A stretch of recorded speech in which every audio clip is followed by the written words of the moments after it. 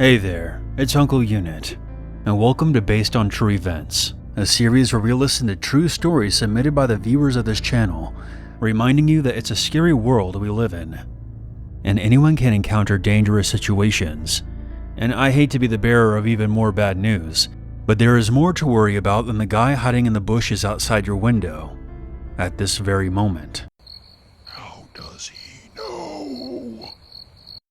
Threats exist in the online world as well, as hackers and scam artists are always finding new ways to breach your security and obtain your personal information.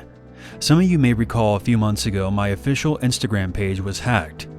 I later discovered that I had downloaded a program that captured all the information on my computer, which included passwords, phone numbers, and PINs.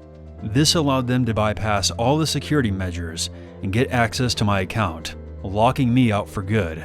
They also would have been able to hijack my YouTube channel, which I think was what they were truly after. The only thing that stopped that from happening is that my account information was stored on a separate computer. It was only pure luck that saved me. NordPass can help you to avoid situations like this. From the masterminds of NordVPN comes the ultimate program for your cybersecurity. It's a simple, easy-to-use tool that will secure all of your passwords and is trusted by over 14 million users worldwide. All of your passwords will be stored in one secure place that only you can access with one master code. NordPass also has an autofill function that can sync up to 6 devices, so no matter where you are, you'll be able to access your accounts with ease. As an extra layer of security, NordPass is a zero-knowledge password manager, which means that no one but you can see what's inside your encrypted vault. Not even the NordPass team knows what's in there. NordPass is offering my viewers an exclusive deal, plus 1 additional month for free. Click the link in the description, or use my code UNIT at checkout. It's time to get serious about your online security with NordPass.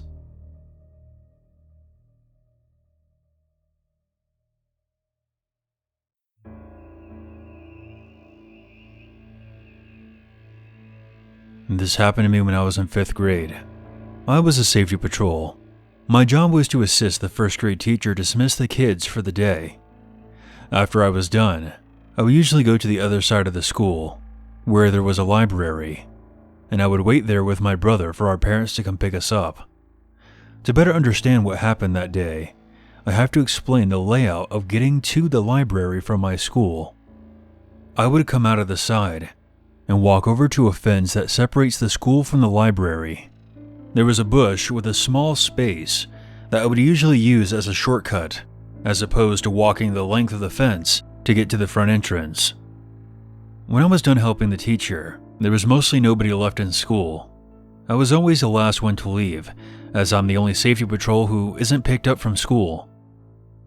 As I approached the aforementioned shortcut, I heard a movement from somewhere nearby. And soon, a figure emerged. It was a tall, skinny man, staring at me with this crazy look in his eyes.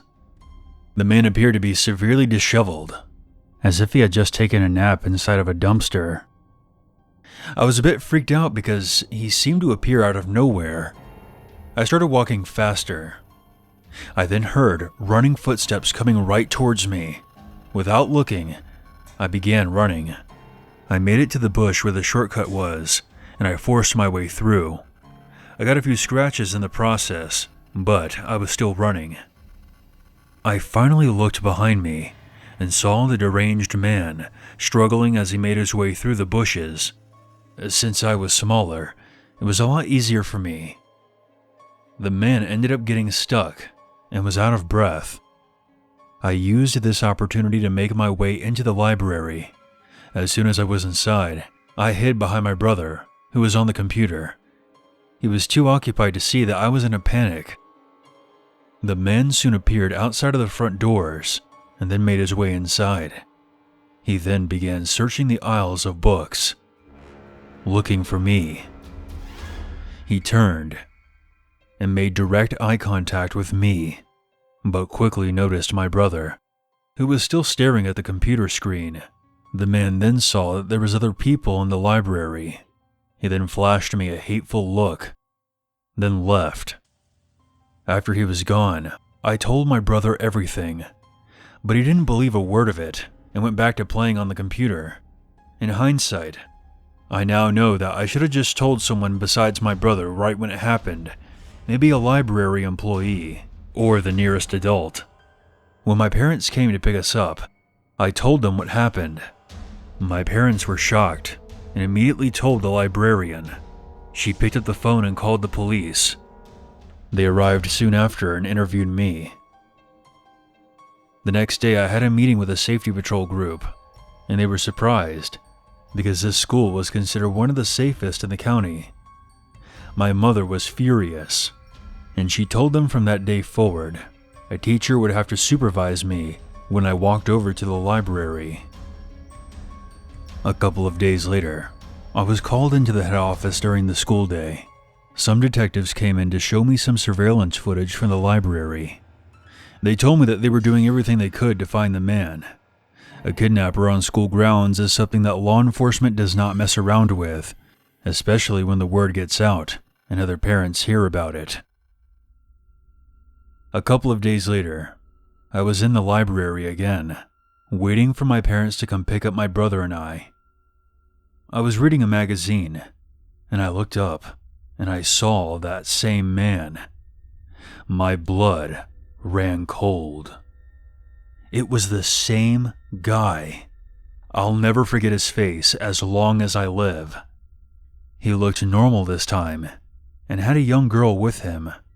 She wasn't acting like she was afraid of him or anything. I think she may have been his daughter. After the two of them left, I informed the librarian, who made a note of it. I haven't seen the man since that day, and we haven't got any updates from the police. Whoever he was, he either has an evil twin who tries to kidnap kids, or he lives a double life. A loving family man by day, child kidnapper by night.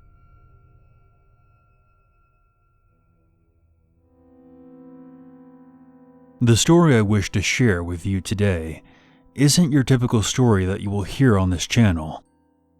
Stories on this channel often regale us with situations of stalkers and other horrors, of how the victims in these stories nearly made it out alive.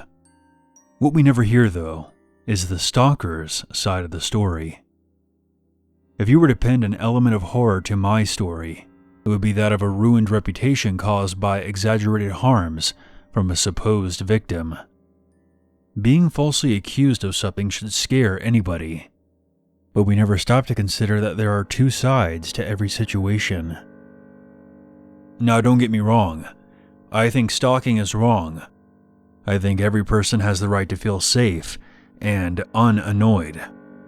I also feel that if a person is accused of something, they have a right to defend his or her actions. You may think, why don't you just get a lawyer and fight it? Well, it's just not that simple. Lawyers are expensive, public defenders are overworked, and also, many states have broad stalking laws, where even if you send somebody polite messages, they can interpret that as stalking. My nightmare begins in 2019. As a little preface, I have a very visible disability. Meeting women is hard for me. Despite my challenges, I still put myself out there, and I try to talk with people online and in person. I can't quite tell you how I came across her, but this girl, whom I will call Brooke, was on my people that I may know list on Instagram. Although I didn't know her, I wanted to. I sent her some polite messages, and she emailed me back, and thus we began our friendship. Soon our messages evolved into texting. She would tell me things about her, and I would tell her things about me. I honestly thought that we would start dating at some point, and this would be my first real relationship.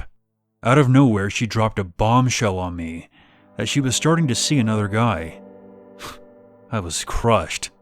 I couldn't believe it, but I remained cool, and I figured that being her friend was the next best thing. As time went on, her boyfriend became very hostile towards me, and they even broke up a few times. It was a mess. One day, through our messages, she relayed to me her struggles with mental health. She asked me if I ever thought of dying, and also told me about her past history with drug abuse. She also said that she kept having nightmares of an invisible man chasing her. I was honestly pretty spooked, but since I've dealt with issues of my own, I wasn't going to abandon her. I would be a hypocrite if I did that. We soon set in motion a plan of meeting up for her birthday. That's how close we were. But just like every good thing in life, it must come to an end. Nothing lasts forever. Brooke texted me one day and said very matter-of-factly, "The Holy Ghost doesn't give me good feelings about you." I was confused. Any normal person would have just ended it there, as that text would probably be a major red flag to anyone. But I have to admit that I was desperate. My pleas of trying to work it out with her didn't sway her, and she proceeded to block me.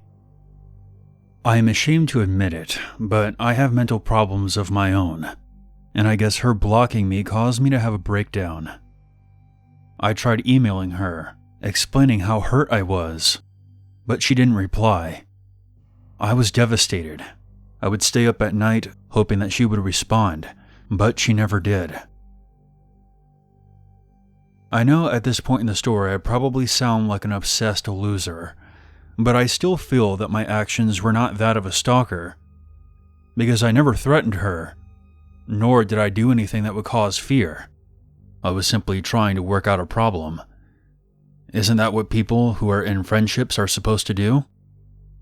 Also, with my disability, making connections is hard, so I was trying my best to hold on to what I felt was a valuable connection in my life, and she never explicitly told me to stop. Now, I must be clear, I wasn't messaging her every day. At most, I messaged her every other week. Suddenly, after 3 months, Brooke finally said something. Instead of telling me what happened or what was wrong, she flatly said to stop. I was so confused. All I wanted was an explanation. I wanted to know where things went wrong. After a few polite messages of questioning her, trying to uncover some answers, I finally got the hint, and I left her alone. I sat by myself and pondered the future. It was time for me to move on. I had gotten the response I wanted, and she told me to stop, and I had to respect that. Unfortunately, that's not how things played out. Before I knew it, I had officers at my doorstep serving me with a criminal summons for the misdemeanor of stalking. I was absolutely floored. Sending messages, trying to work something out, is now cyber stalking? I couldn't believe it. I immediately got an attorney and scoured through all of my email communications to her and gave them to my lawyer. He looked over the evidence and couldn't believe that I was being charged with stalking. In the months that followed, hearings were held over Zoom. Brooke gave a brief testimony and twisted the events of what actually happened. I tried sharing my version of events, but the judge simply would not listen. Every day felt like a haze. I had never been in trouble in my life before. Trolls that harassed me online began to spread the rumor that I was a stalker. They would send me emails and taunt me for my current predicament. I was the one being harassed. Slowly, my confidence died. I didn't know if I would ever be able to talk to anyone again, if I would even say hi to another girl. Would she turn around and lie and say that I was stalking her too? The prosecutor briefly considered dropping the charge, but was informed that I partake in vices that are legal in another state, and that changed his mind. He claimed that partaking in that recreation, even if it was legal, gave him an insight into my character. This nightmare just kept getting worse and worse. Now my personal life was being used against me. What was he going to do next? Use my eating habits against me too? As the situation spiraled out of control, I had to make a hard choice, and I ended up pleading guilty to the misdemeanor charge. People automatically think that if someone pleads guilty, then they really must be. I think people who have that perspective have never actually been in a situation like I was. When you're up against the state, it's really hard to do anything other than plead guilty. They essentially have you in a chokehold and place your feet against the fire. I felt dirty pleading guilty because I knew I was innocent, but I felt that it was the only way that I would ever be able to move on with my life. 2 years have passed since this incident. I know that throughout the story it may seem like I was deflecting blame. I 100% admit that I was annoying at most, but I disagree that my actions were criminal though. Just imagine if we charged every single person on Facebook who messaged another person multiple times or did other annoying conduct. Our jails would be overbooked, more so than they already are now. I'm not going to share where this took place, but I will say that it took place in a city whose population is about 100,000. They have a large roster of people being charged. I think they do this on purpose and make it a game of ruining people's lives because the police and city attorneys have quotas they have to meet. As I said at the beginning, this wasn't your typical story. This story is scary in another way. Any one of us could be charged at any moment, and our lives turned upside down, and our reputations ruined forever, all based on lies. Never once did a police officer or city official reach out to me and ask for my side of the story. They decided just to charge me because they didn't like me. It's absolutely frightening to think about how many people are in prison for alleged crimes based on exaggerated claims. Next time you hear a story of someone being accused of something, I strongly advise you to stop and perhaps consider their side of the story as well, before you start judging them.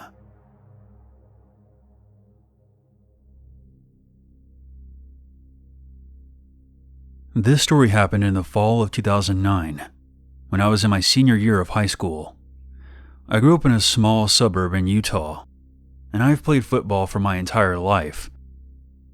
As a senior, I was the captain of the team, and our stadium was near the center of town. When this all started, we were playing our second home game on a cloudy Saturday evening. I had scored both of our team's touchdowns up to that point, and we had held the other team scoreless. Midway through the third quarter, one of the kids on the other team started throwing punches at me and cursing. I ignored it and walked away, but the referee still kicked us both out of the game, much to the dismay of our head coach, who I will call Coach Joe for this story. After I was ejected, Coach Joe reluctantly sent me back to the locker room. So I started the long walk under the stands to our locker room, but when I got there, the door was wide open. This was unusual, since Coach Joe usually locked it when we went out on the field. I wasn't really concerned about it though. After about an hour, the rest of the team got back in the locker room. It was a blowout. We won 27-6. We celebrated for a while, then everyone left except for me and two of the other captains, Ryan and Mason. Coach Joe called me into his office to tell me that he thought my ejection was a bad call. He was proud of me for walking away from the kid. After he finished, I asked him if he locked the door after halftime and explained to him that it was open when I got back. He was confused, but we both kinda blew it off. Fast forward to Wednesday. All week, there had been an increased police presence and search helicopters everywhere 24/7 because a young girl from the town next to ours had been missing since Saturday night. Before practice that day, there was a putrid stench in the locker room. It was the same thing the day after as well. We all figured that it was just our sweaty clothes making the smell. That's almost always the reason that locker rooms smell bad in general. After our Friday night game, Coach Joe told us to take home all of our stuff and wash it, and that he was having someone come to the stadium to fumigate the locker room, as he did once a month. So we took everything home, but the smell was still there when we went to practice the next morning.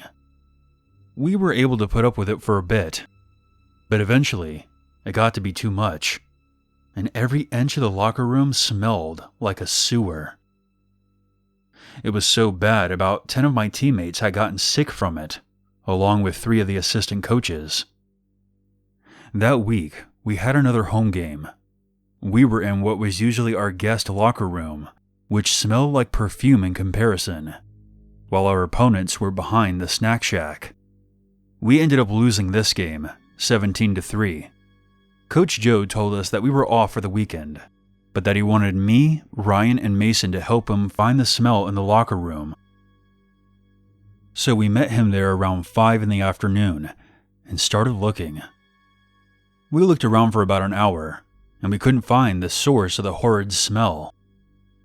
There was nowhere left to look, except for in the ceiling. We didn't think it could be there, but Coach Joe had me check anyways as a last-ditch effort. Mason grabbed a ladder from the team closet, and I climbed up. I moved one of the tiles out of the way and stuck my head in. After shining a flashlight around for a bit, I saw a small black bag within arm's reach. It was then that I remembered the whole thing about the missing girl. How she went missing the same day that the locker room door was left open, and everything came together. I was already starting to feel pretty sick. I was more nauseous than I thought was even possible. "What is it?" Coach Joe asked. I reached for the bag. What I saw when I pulled it open will be forever imprinted in my mind. I saw the decapitated head of the missing girl. Her hair was mangled. Her skin was black and red. Her eyes were sunken into her sockets. Ryan fainted, and Coach Joe threw up right there in front of us. I dropped the bag and ran. When we were able to collect ourselves, we called the police and an ambulance for Ryan, since he was still passed out. The police were able to confirm that the head did in fact belong to the missing girl. The rest of her body was never found. A couple of weeks later, they arrested a 28-year-old man that confessed to killing her, as well as some other things that are just too disgusting for me to mention. I'll leave it up to your imagination. How he was able to sneak around so well while the game was going on is beyond me. I can't imagine the fear and pain that that girl went through in the last few hours of her life. The crazy thing is, we were all joking about the possibility of there being a body hidden somewhere in the locker room, causing the horrible smell. Little did we know how right we were. It's been years since then, and it's still hard for me to comprehend that there was a human head decomposing above us in the locker room for 2 weeks.